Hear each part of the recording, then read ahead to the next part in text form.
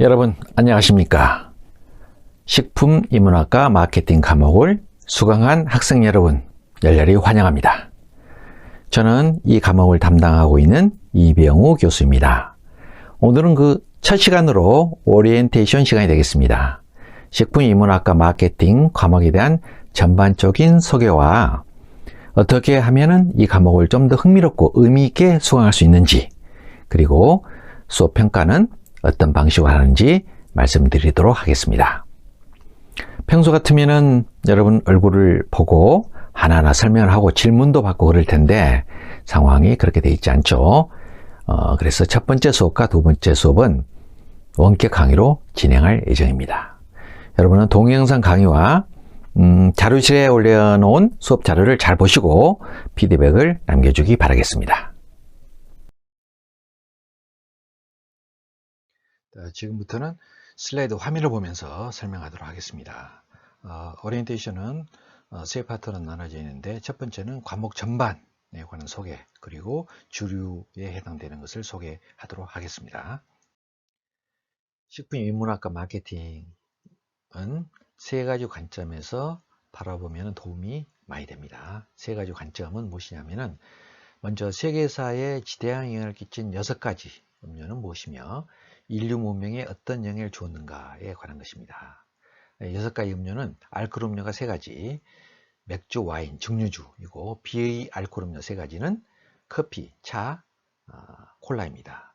이 음료가 세계사에 영향을 줬다 하면은 과연 그럴까 생각하는 사람이 있을 텐데, 이 내용을 같이 공부해 보면은 충분히 이해갑니다. 어떤 음료는 전쟁 원인이 되기도 했고, 어떤 음료는 또 혁명의 진원지 역할을 했고, 어떤 음료는 아이디어 발상하는 데 역할도 했습니다. 그것에 대해서 알아보도록 하겠습니다. 두 번째, 사람과 사람을 연결하는 도구로 사용됐으며 문화적 사회의 특징이 무엇인가? 음료가 사람과 사람을 연결하는 도구, 커뮤니케이션의 역할을 한 거죠. 인터넷 이후에 많은 것이 변했는데, 인터넷은 뭡니까? 사람과 사람을 연결하는 것이 획기적인 연결 방법이잖아요, 인터넷이. 근데 과거에는 이 음료도 그런 역할을 했다는 겁니다, 이 부분에. 그래서 문화적 사회적 특징, 그 나라별로 음료의 특징이 다르고 고유 음료로 발전하는 것도 있고 그렇습니다. 그래서 이 부분에 대해서 알아보도록 하겠습니다. 그 다음에는 산업적 측면인데요.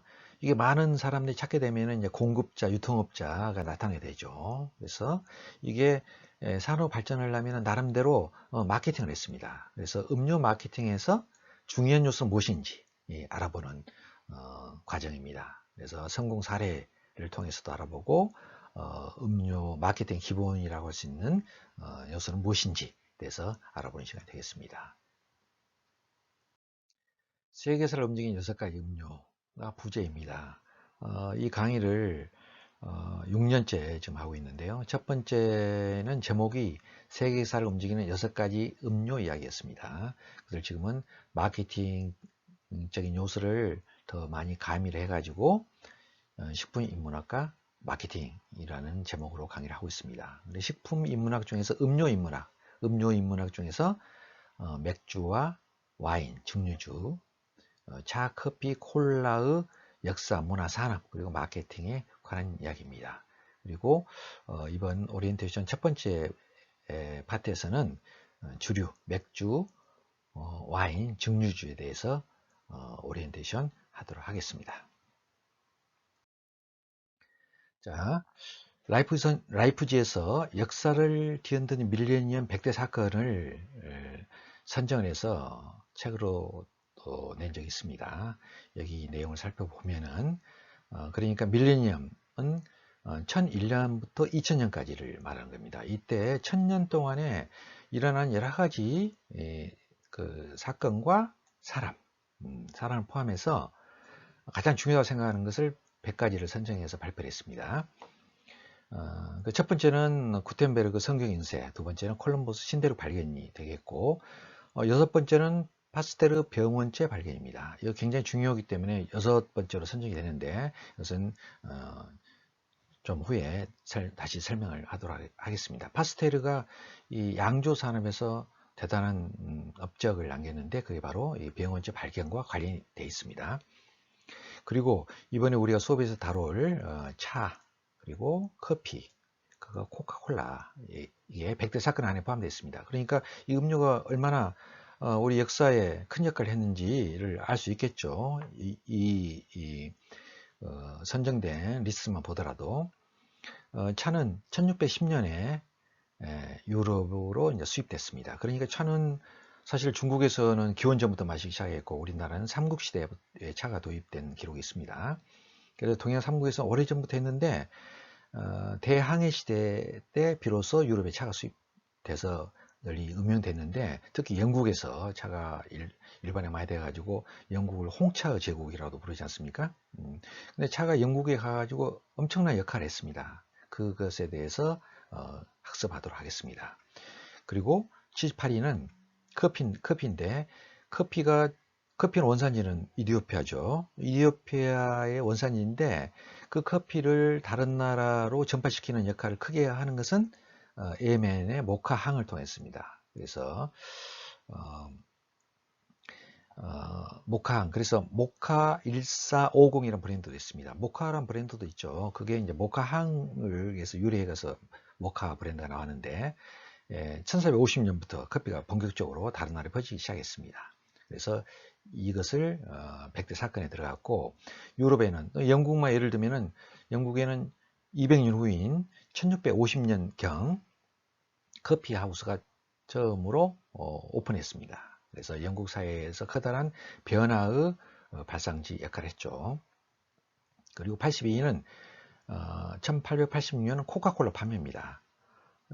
코카콜라 판매가 어떻게 해서 100대 사건에 들어갔을까 이렇게 의구심을 갖는 사람도 있겠지만은 미국 대중문화를 이해하려면 코카콜라를 알아야 됩니다. 미국의 토템 음료라고 할 수가 있죠.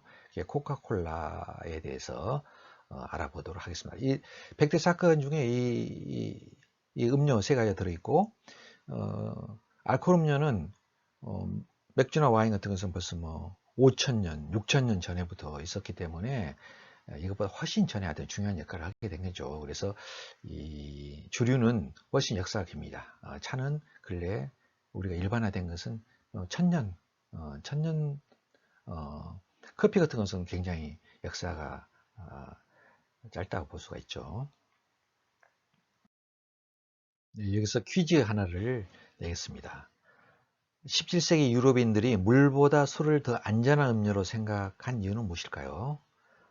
더 안전하게 생각을 했기 때문에 물보다 술을 더 많이 마셨다는 통계도 있습니다. 왜 그랬을까요? 유럽인들이. 이것은 비단 17세기만 한정된 것이 아니라 그 이전 그리고 18세기, 19세기 초반까지 이런 생각을 가지고 술을 지금 현대인보다 술을 훨씬 더 많이 마셨다는 통계가 있습니다. 17세기 통계를 보면은 유럽인 한 해에 60에서 66갤런의 술을 소비했다는 통계가 있습니다. 이것을 리터로 환산하면은 270에서 297. 2017년 독일 사람들의 평균 맥주 소비량은 96리터. 물론 여기는 맥주만 포함되고 다른 술, 와인이라든지 뭐 다른 증류주는 포함 안 됐습니다만은 그런다 하더라도 거의 뭐 두 배 이상을 17세 유럽인은 현대인보다 많이 마셨습니다. 이 통계는 또 미국 통계를 보더라도 이렇게 더 많이 마신 걸로 나와 있습니다. 왜 이렇게 됐을까요? 이 부분이.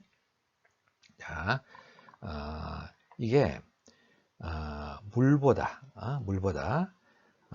더 이게 안심하고 마실 수 있다는 통념이 있었습니다. 그러니까 물은 많이 오염돼 있었어요. 오염돼 있어 가지고 물을 마시고는 많은 식중독이나 수인성 전염병에 감염이 돼서 희생당한 경우가 많았는데 맥주를 마시면 그런 일이 없었거든요. 그래서 맥주를 더 많이 마셨던 겁니다. 이게 자 1700년 중반 영국 도시 풍경입니다. 윌리엄 호가스라는 화가가 그린 그림인데 맥주 거리와 진 골목이라는 그 제목과 그림입니다. 야, 좌측이 맥주 글인데, 자, 맥주를 이렇게 통으로 이렇게 마시고 있고, 이렇게 들키고 있는, 뭐, 거리 골목마다 술 취한 사람이 많았던 것을 보여주고 있는데, 자, 여기는 진, 남녀노소, 뭐, 여자들도 많이 마시다는 거죠. 이런 풍경을 연출하는 것을, 이 호거스라는 화가가 그림으로 남겨놨습니다. 이렇게 보더라도 굉장히 술 취한 사람들이 많았던 거죠. 이런 부분이. 그런데, 자, 루이 파스테르 업적에 대해서 말씀드리겠습니다. 어, 루이 파스테르가 병원체를 발견한 게 라이프치 선전 밀레니엄 100대 사건 중에 6위에 해당되는 중요한 사건입니다. 자, 그 전에 효모를 발견했습니다. 효모를. 그 전에 그 파스텔 발견 전까지는 술이 만들어지는데 어떤 과정, 무엇 때문에 술이 만들어진지를 몰랐습니다. 그런데 파스텔가 맥주와 와인을 연구한 끝에 효모의 미생물에 의해서 알코올 발효가 일어나는구나를 규명을 하고, 그 다음에 또 발효 제어에 대해서 제어 방법을 찾아내게 되고, 그래서 맥주나 와인의 품질이 비약적으로 향상이 됐습니다. 맥주에 대한 연구를 발표하기도 했고요. 그리고 1882년에 병원체를 발견했는데 이게 굉장한 중요한 사건입니다. 그전에는 아리스토텔레스 이후 2000년 동안에 미생물 자연 발생설이 주를 이루고 있었습니다. 그러니까 약간 습기 차고 그런 데서 미생물은 저절로 발생하는 것이다. 그런 설이 있는데 파스텔가 그것이 아니다. 두 가지 실험을 통해 가지고 한 군데는 깨끗이 하는 그런 플라스크 두고 한 군데는 오염 상태니까 두 개가 차이가 가나거든요. 그 실험을 통해 가지고 전염이 된다는 것을 알았죠. 지금 우리 코로나 바이러스 때문에 듣습니다. 전염 때문에 각각 사회적 거리두기 하고 그러는데 이 당시까지 해서 전염이 아니라 자연 발생설이에요. 그러니까 한번 이 병이 발생하게 되면은 뭐 속수무책으로 당했던 거죠. 이런 부분에 이걸 파스테르가 규명을 했습니다.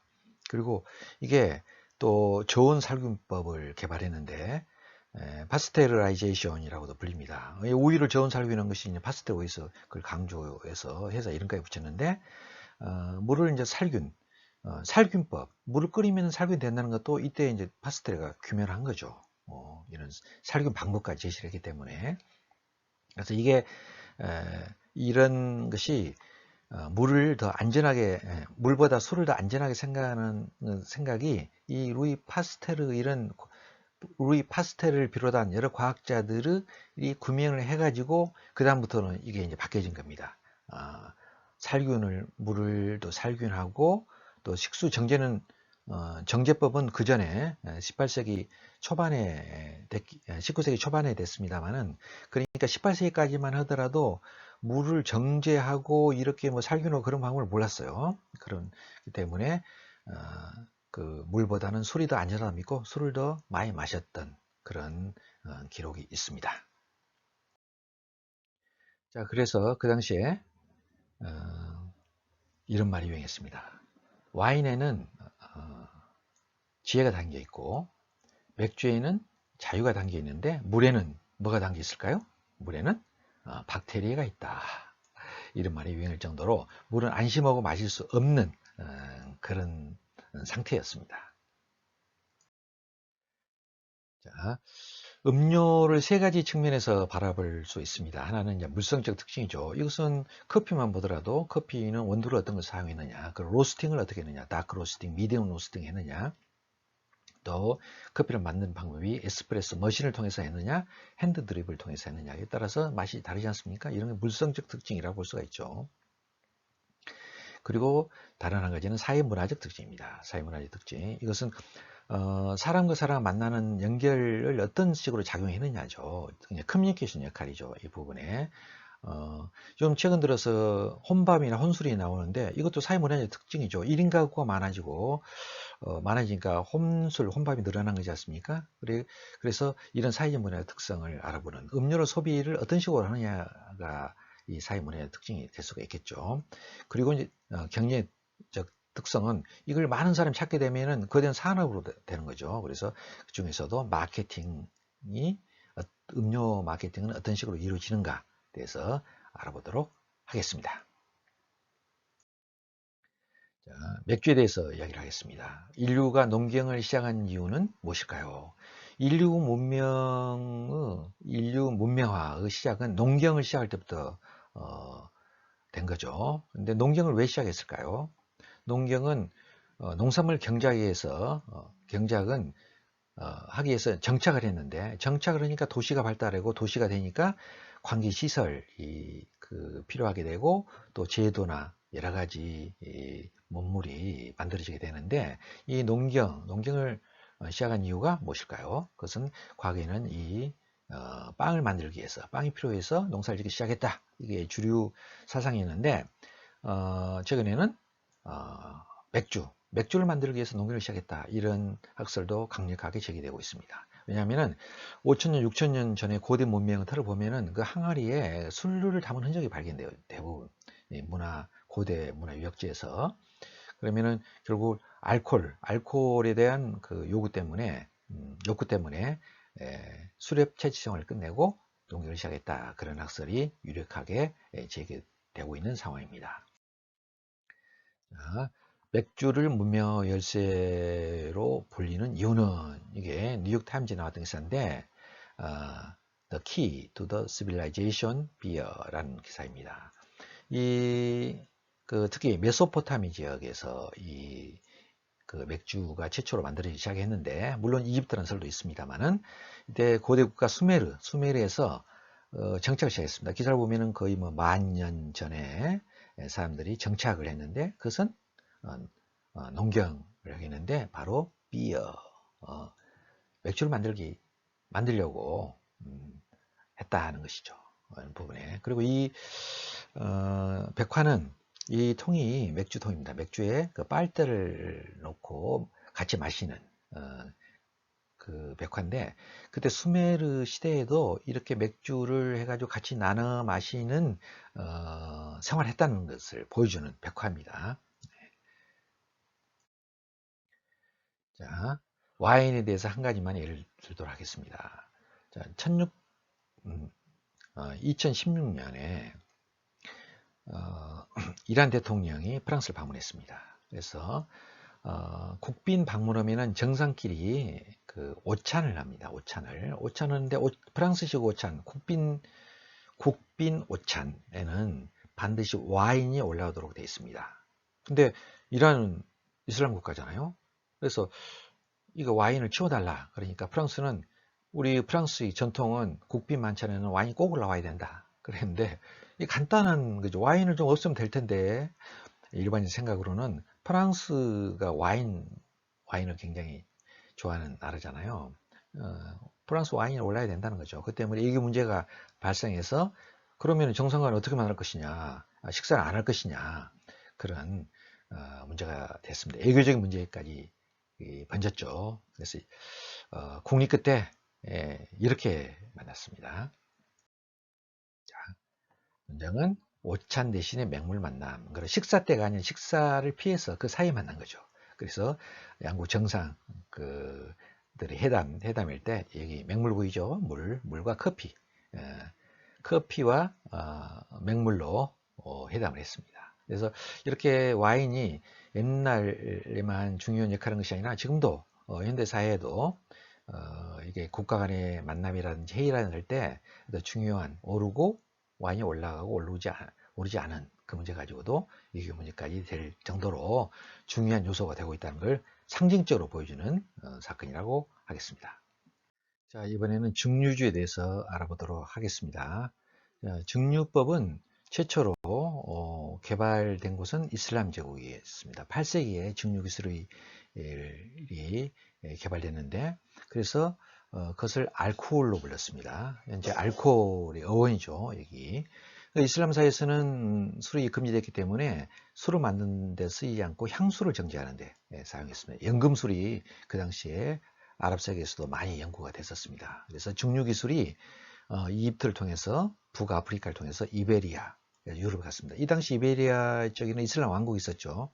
1492년 스페인의 재통일 되기 전까지는 이슬람 왕국이 있었는데 그 당시에 유럽은 종교 위주 사회였죠. 그래서 암흑 시대라고 불리는데 이때 이슬람 세계에서는 과학이 굉장히 발달했습니다. 그래서 그 이베리아 반도에 있는 이슬람 왕국에 많은 과학 서적과 과학 기술이 있었는데 이게 바로 유럽으로 전해졌습니다. 근데 유럽에서 본격적인 증류주는 13세기 이후에 만들어졌는데 최초로 이 술을 와인을 증류한 새로운 술을 만들었는데 이 학자가 이 술 이름을 아쿠아비테라고 불렀습니다. 생명의 물이라는 뜻인데요. 왜냐하면 맥주나 와인은 오래되면 변질되는데 이 증류한 술은 오래도 변질되지 않습니다. 그러니까 영원한 불변의 액체다. 그래서 아쿠아비테라고 하고 위스키도 뭐 이렇게 생명물이란 위스키나 브랜디나 보드카 이런 것이 대생명의 물이라는 어원을 가지고 있습니다. 다양한 증류가 출현했고요. 특히 증류주가 굉장히 폭발적 신장하는 시기가 1347년부터 유럽에 불어닥친 패스트입니다. 패스트. 유럽 인구의 3분의 1이 희생됐다고 하죠. 이때 이 증류주를 불사의영주로 불렸습니다. 그래서 스피리츠란 말도 지금까지 증류를 스피치라고 부르는데 그것은 증류주는 불을 붙이면 그 불이 붙습니다. 근데 불이 붙이니까 혼이 있는 액체다 얘가 있어 스피리츠라고 불리게 되었고 이 술을 마시면은 흑사병에 걸리지 않는다. 그런 속설이 전파되면서 폭발적으로 신장을 했습니다. 이런 그 전염병이 창궐하면은 그 가짜 뉴스가 범람하는 것은 애나 지금이나 같다 볼 수 있겠죠. 자, 그리고 이후에 대항해 시대 때 증류주가 필수품이 됐습니다. 특히 럼주가 뭐 영화라든지 그걸 보면은 해적선에는 꼭 럼주가 등장하죠. 럼주가 그 럼주를 비롯한 브랜드가 필수품으로 여겨졌습니다. 자, 우리나라에도 증류가 있죠. 우리나라 증류 방법은 몽골 제국 유라시아 제패를 해가지고 몽골 제국을 통해서 중국에 전해지고 중국에서 다시 고려에 전해지게 됩니다. 그러니까 중국에도 근데 송나라까지는 증류가 없었습니다. 중국의 대표적인 술이 고량주죠. 고량주는 증류주인데 증류주가 원나라 원시대 이후에 개발된 술입니다. 그리고 한국 소주도 고려말 원나라를 통해서 전래되고 몽골 주둔지인 개성, 안동, 제주, 제주장이 있어가지고 지금도 개성 소주, 안동 소주, 제주 소주가 맥락을 이어오고 있습니다. 자, 지금까지 내용을 종합하면은 한 사회의 문화적 특성은 그 사회의 음식 문화에 압축되어 있다. 프랑스 사회학자 마르셀 모스가 말하는 것인데 그 나라 사회를 알려면은 그 나라 음식 문화를 알면 된다는 내용입니다. 근데 음식 문화 중에서도 술이 굉장히 중요한 부분을 차지하고 있습니다. 왜냐하면은 술은 대부분의 그 술 음식과 같이 소비를 많이 하죠. 그리고 축제라든지 잔칫날은 꼭 올라오게 되고 그렇기 때문에 술과 음식 문화를 이해하면 그 나라의 사회적 문화적 특성을 알 수가 있습니다. 그런 차원에서 이 과목도 구성이 되어 있습니다. 그리고 각 나라마다 고유 술이 있는데 이 술을 이해하면 그 나라의 사회, 문화적 특성을 또 이해할 수가 있습니다. 그래서 각 나라의 술을 어떤 술을 어떤 식으로 음용을 하냐 하면은 그 나라 문화를 이해할 수가 있습니다. 자, 교수님 참고 서적인데요. 이 6가지 음료에 대한 아이디어는 이 역사 한 잔 아실까요? 여기서 아이디어를 얻었습니다. 그래서 이걸 발전시켜서 현재 이 과목을 개설했고요. 그래서 이 6가지 음료에 대한 역사, 문화, 산업, 또 마케팅이 관계된 이기 때문에 이 관련된 서적이 굉장히 많습니다. 여기는 거의 뭐 4분의 1 정도만 소개를 하고 이보다 더 많은 책과 참고 문헌을 보고 이 강의를 준비했습니다. 아마 이 강의는 우리 대학에만 있는 전체 대학 중에서 또 품질의 차이는 있을 수 있습니다만은 이런 그 6가지 음료의 역사와 문화, 산업, 마케팅에 대한 것으로 커리큘럼이 짜진 것은 우리 대학 이 과목이 유일하다는 것을 자신 있게 말씀드릴 수 있습니다. 자, 이상 1강 오리엔테이션 첫 번째를 마치도록 하겠습니다. 그럼 다음 강에서 계속 만나도록 하겠습니다. 여러분 수고했습니다.